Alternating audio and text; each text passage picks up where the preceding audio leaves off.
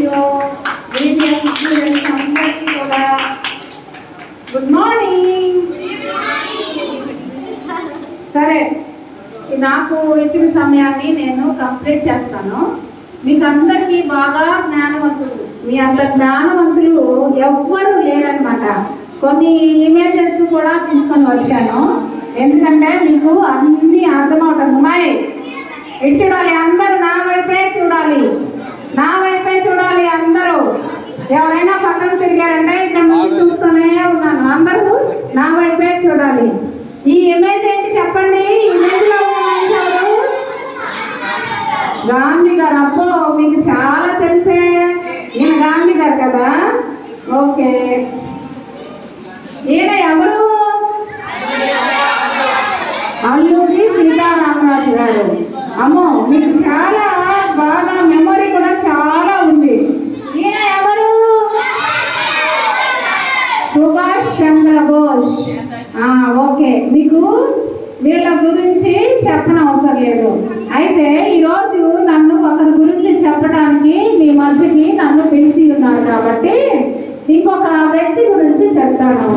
వ్యక్తి అనుకునే శక్తిని గురించి మీకు చెప్తాను. ఈయన ఎవరో బాగా చక్కగా చెప్పాలి, పెద్దగా చెప్పాలి, పెద్దవాళ్ళు కూడా వినిపించాలి. ఈయన ఎవరు? ఈయన ఏం చేసేవాళ్ళు? మీ అందరూ క్రిస్మస్ లో ప్రతి క్రిస్మస్ కి పుట్టుక గురించి చెప్తూనే ఉంటారు కదా. చాలా రిహార్సల్స్ వేసేవాళ్ళు, చాలా డ్రామాలు ఇవన్నీ వేసారు మీరు కదా, అవునా? అయితే ఆయన పుట్టుక గురించి మీకు తెలుసు, కానీ సిలువ వేయడం గురించి మీకు తెలియదు. తెలిసిన వాళ్ళు ఉన్నారు, కానీ నాకు తెలియదు కదా. మీకు చెప్తూ ఉంటే నాకు కూడా తెలుస్తుంది అనమాట. సరేనా? ఆయన కళ్ళు లేని వాళ్ళకి కళ్ళు ఇచ్చాడు, కాళ్ళు లేని వాళ్ళకి నడవటం నేర్పించాడు కదా. ఎన్నో స్వస్థత కార్యాలు ఆయన బతుకున్నప్పుడు ఏ విధంగా అంటే, నేను చనిపోయి 3వ రోజు లెగుస్తాను అని ఈ విధంగా సమాజ మందిరంలో అందరూ చూడాలి. బాయ్స్, బ్యాడ్ బాయ్సా గుడ్ బాయ్సా? ఇటువైపు చూడాలి, నాకేసి చూడాలి అందరూ. ఇటు చూడండి, ఈ ఇమేజ్ చూసారా?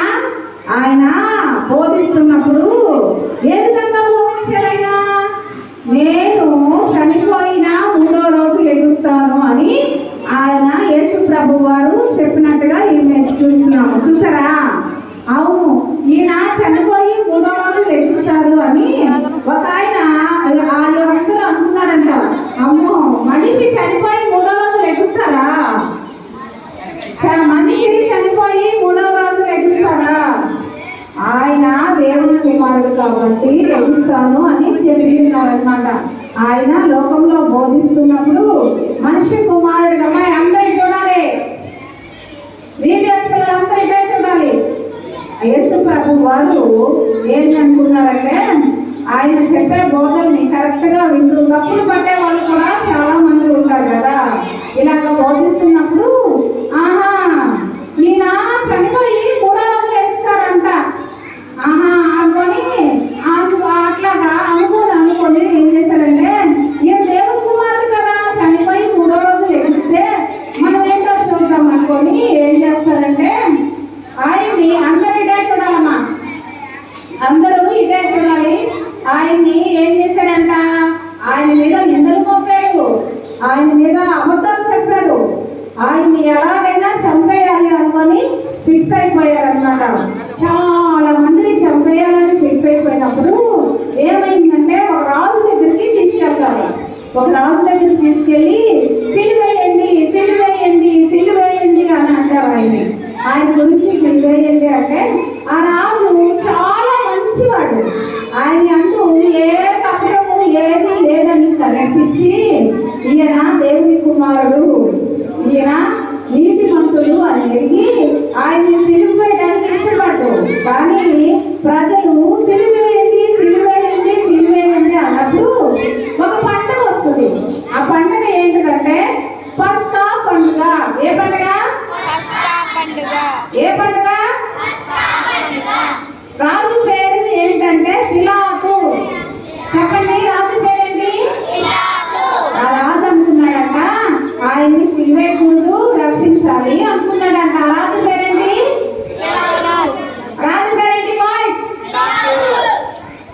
పేరు.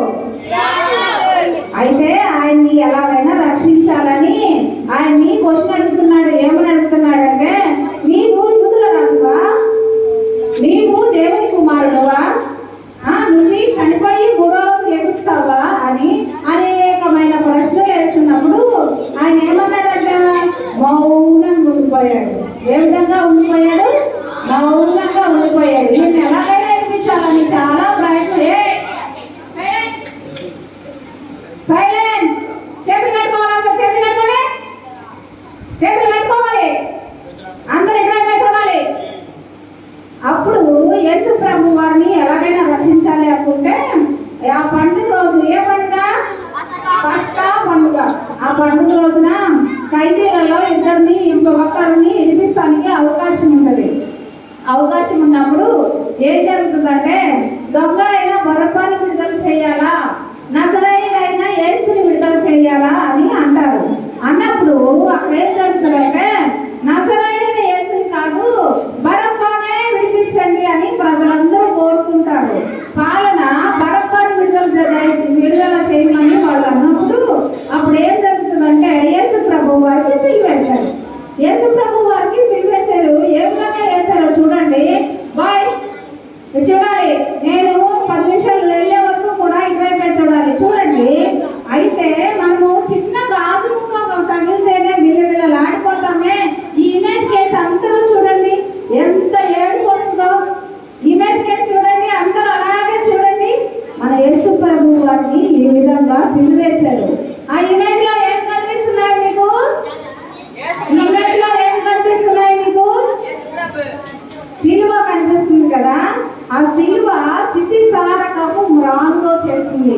ఆ సిలువ మీద ఎవరున్నారు? యేసు ప్రభు ఏ విధంగా ఉన్నారు? రక్తంతో తడిసిపోయి ఉన్నారు. ఆ రక్తము ఎలా కారింది చూసారా? ఇక్కడ చేతుల్లో చెయ్యి పెట్టి చెక్క మీద కొడితే గోడకి మేకు కొడితేనే ఎంత బలంగా ఉంటుంది. అలాంటిది పెద్ద మేకు పెట్టి కొట్టారని చూసారా? ఆ తల మీద ఏం కనిపిస్తుంది మీకు? ముళ్ళ కిరీటం కనిపిస్తుంది కదా. మనము ఒక చిన్న ముళ్ళు గుచ్చుకుంటేనే ఓర్చుకోలేమే.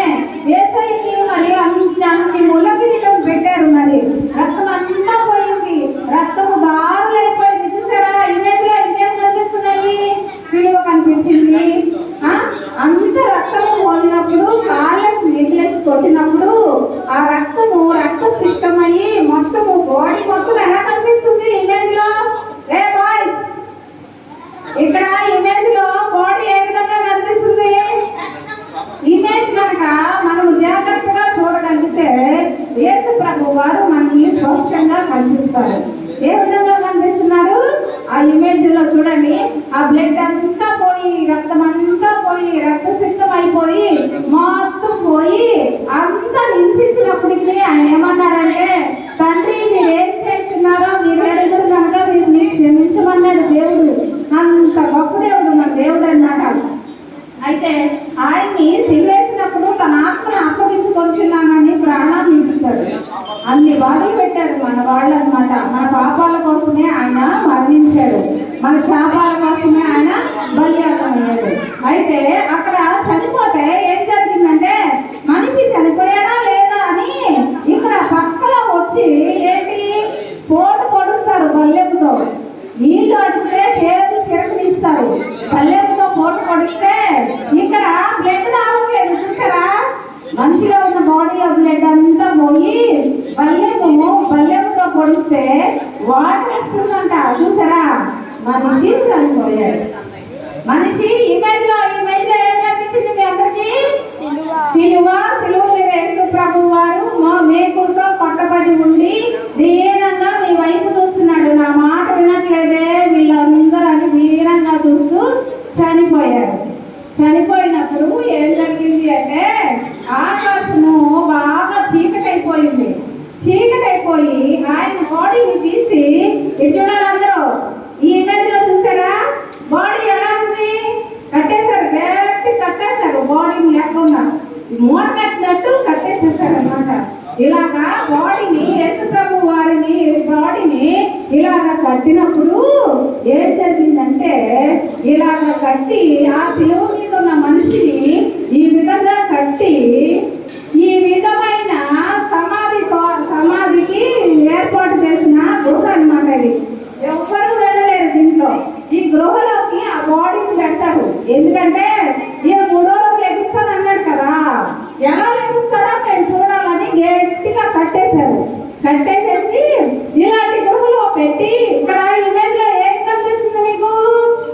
రాయి, పెద్ద రాయి పెట్టారు. చాలా మంది ఏం చేశారంటే ఆ రాయిని తోసిపెట్టి ఆ గృహలో యేసు ప్రభు వారిని పెట్టి అలా పెట్టేశారు. అలా పెడితే శుక్రవారం చనిపోతే శనివారం అయిపోయింది. ఆదివారం తెల్లవారుజామున యేసు ప్రభు వారు లెగుస్తానన్నారు కదా, మనం వెళ్ళి చూద్దామని మగ్దలేని మరియ వేరొక మరియ ఏం చేస్తారంటే తెల్లవారుజామున సమాధి దగ్గరికి వెళ్తారు. సమాధి దగ్గరికి వెళ్ళినప్పుడు ఇద్దరు దేవదూతలు కనిపించి ఏమని చెప్తారంటే ఆయన ఇక్కడ లేడు, ఆ రాయి పక్కకు తిరిగి పడింది, ఆయన ఇక్కడ లేడు, లేచి ఉన్నాడు అంటారు. చూసారా, చనిపోయిన వ్యక్తి ఎవరైనా బతికారా? అలా బతికారు అంటే మన యేసు ప్రభు ఒకడే. ఏ దేవుడైనా చనిపోయి బ్రతికాడా? చెప్పాలి, అందరూ చెప్పాలి. చనిపోయి ఏ దేవుడైనా బ్రతికాడా? మన యేసయ్య బ్రతికారు అనమాట. ఆయన దేవదూతలు ఇద్దరు యేసు ప్రభు వారు వాయిస్ చూడాలి, చేతులు కట్టుకోండి. ఆ యేసు ప్రభు వారు చనిపోయి బ్రతికారు. బ్రతికినప్పుడు ఆ దేవదూతలు అంటారు ఆయన ఇక్కడ లేదు, ఆయన లేచాడు, ఆయన కనపరుచుకోవడానికి వెళ్ళాడు. అంటే ఆ గృహలో వెళ్ళి చూస్తే ఏముండదు, ఓన్లీ వైట్ క్లాత్లే ఉంటాయి. చూసారా, ఇలాగా ఆయన మహిమా వస్త్రం ధరించుకొని సమాధి నుంచి 3వ రోజు లేచినట్టుగా కనిపిస్తున్నాం. ఇక్కడ ఏం కనిపిస్తుంది ఇమేజ్? ఇక్కడ ఏం కనిపిస్తుంది? అట్లాగా బాడీని చుట్టేసి ఉంటే ఇలాగ మహిమా శరీరం ధరించుకొని ఆయన లేచినట్టుగా చూస్తున్నాం. చూసారా, ఇమేజ్ చూడండి కరెక్ట్ గా. చూసారా, ఈ విధంగా ఆయన 3వ రోజున లేచినట్టుగా చూస్తున్నాము. 3వ రోజున లేచిన ఆయన మనము ఎవరైనా చూస్తే చనిపోయిన వ్యక్తి ఎవరైనా కనిపిస్తే ఏమంటాము? అమ్మో దెయ్యం వచ్చేసింది, అమ్మో దెయ్యం వచ్చేసింది, భూతం వచ్చేసింది అనుకుంటాం కదా. యేసు ప్రభు వారు ఆ ఇద్దరు స్త్రీలు యేసు ప్రభు వారు లేచారు అంటే ఆయన శిష్యులకి కనిపించినప్పుడు ఇమేజ్ లో ఎవరు కనిపిస్తున్నారో చూడండి. కాళ్ళు ఎక్కడ ఉన్నాయి చూడండి, కాళ్ళు ఎక్కడ ఉన్నాయి? చూసారా, యేసు ప్రభు వారు అన్నారు అయ్యా నేను చనిపోయి తిరిగి లేచాను, అయ్యా నేను లేచాను, నేను మనిషిని. అంటే అమ్మో దెయ్యం, అమ్మో భూతం, మనం ఏమన్నా చేస్తలేమో అనుకుంటారు వాళ్ళు. మీకు ఎంతమందికి దెయ్యాలంటే భయం ఉన్నాయి?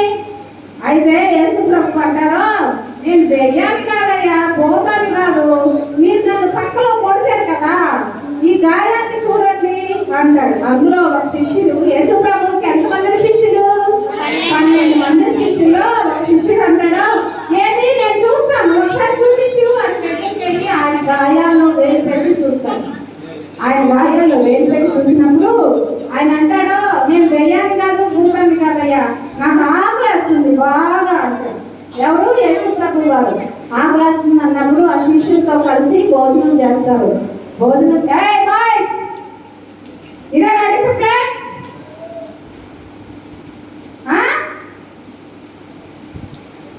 అప్పుడు యేసు ప్రభు వారు భోజనం చేస్తాను, చూడు నా కాళ్ళు ఎలా ఉన్నాయి, దయ్యాలకి కాళ్ళు ఎలా ఉంటాయి, వెనక్కి ఉంటాయి. మనుషులతో కనిపించరు, కానీ నేను మనిషినేనయ్యా, నేను చనిపోయి లేచానయ్యా, చూడు నా కాళ్ళు ఎలా ఉన్నాయా అని ఇమేజ్ లో చూపిస్తున్నట్టుగా చూస్తున్నాం. చూసారా, దేవుడు పరిశుద్ధుడు కనుక ఆయన 3వ రోజు లేచి శిష్యులతో కలిసి ఆయన ఆకాశానికి ఆరోహణం అయ్యారనమాట. ఈ ఆకాశానికి ఆరోహణమైన ఇమేజ్ ఇది. ఆకాశానికి వెళ్ళిపోయారు.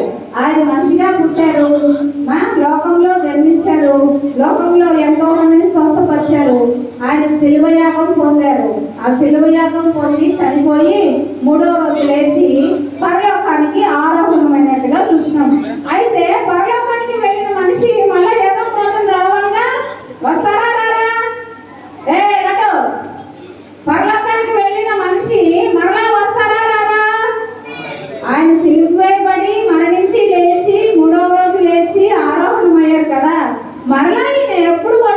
అంటే గుర్రం మీద ఇలాగ వస్తారనమాట. అదిగో అలాగా పిల్లలు చెప్తుంటే జనాన్ని పిల్లల్ని కత్తి తీసుకొని ఇంకో ఈ గుర్రం చూసారా, ఇమేజ్ ఎలా ఉందో, గుర్రం అంటది. ఎవరు చెప్తున్నట్టు వెళ్ళలేదనుకో ఏంటి కత్తి పెట్టి తీసుకొని సప్పున వేసేయటమే. నువ్వు మాట్లాడు రెండో భాగంలో అబద్ధం చెప్పారా నాలుగు బయటకు తీసి పోసేయటమే అన్నమాట. ఏమి దొంగతనం చేశారా చెయ్యి అక్కడికి ఇచ్చేయటమే. ఇంకా చెప్పటాలు ఉండవన్నమాట. ఆయన ఫస్ట్ సాత్వికుడిగా వచ్చాడు, తర్వాత రెండో భాగంలో ఎలా వస్తున్నాడు ఆయన గుర్రం మీద. మీకు ఏం కనిపిస్తుంది ఇమేజ్ లో? గుర్రం ఏంటిది? రాజరికానికి గుర్తు. ఇలాంటి గుర్రం ఎక్కి పెద్ద కత్తి తీసుకొని ఎవరైతే తల్లిదండ్రుల్ని సన్మానింపు అనే ఆజ్ఞని పాటించకుండా ఉంటారో, ఎవరైతే దొంగతనాలు చేస్తారో, ఎవరైతే మీడియాకి రారో, ఎవరైతే కుటుంబాలు చెప్తారో వాళ్ళందరినీ ఇలాంటి కత్తి తీసుకొని సక్సెస్మని వేసేయడానికి వస్తున్నాడు అన్నమాట. మనం మరి ఇలాగ వేసేదాకా ఉండకూడదు కదా. మీ టీచర్స్ క్లాస్ చెప్తున్నారు, ఆదివారం క్లాసులు జరుగుతున్నాయి, అన్ని జరుగుతున్నాయి. కాబట్టి మనము అందరము యేసు ప్రభు వచ్చేటప్పుడు ఐఎమ్ రెడీ అని ఉండాలి. ఏ విధంగా ఉండాలి? నిన్ను నువ్వు పరిశుద్ధపరచుకొని ఉండాలి. ఇందులో ఏమర్థమైంది గతలో చెప్పాలి. పండగ పేరేంటి? రాజు పేరేంటి? యేసు ప్రభు ఎన్నో రోజులు వేశారు. ఆయన మరలా నెక్స్ట్ ఏ విధంగా వస్తున్నారు? ఆయన ఎవరికి కనపడ్డాడు? శిష్యుడి కదా. మీ అందరికీ వచ్చిందని నాకు బాగా హ్యాపీగా ఉంది. నాకు ఇచ్చిన సమయాన్ని కంప్లీట్ చేశాను. అయితే కంఠస్థ వాక్యాన్ని నేర్చుకున్నామా? మార్కు సువార్త. నేను అంటాను, మీరందరూ నాతో పాటు చెప్పాలి. మార్కు సువార్త 16వ అధ్యాయము సంగతి చెప్పాలి. 6వ వచనము. అందుకు అతడు కలవరపడకుడి, సిలువ వేయబడిన నజరేయుడగు యేసును మీరు వెతుకుచున్నారు. ఆయన ఇక్కడ లేడు. వారు ఆయన ఉంచిన స్థలమును చూడుడి. మార్కు సువార్త 16వ అధ్యాయము 6వ వచనము. అందుకతడు చక్కగా చెప్పాలి. అందుకతడు కలవరపడకుడి, సిలువ వేయబడిన నజరేయుడగు యేసును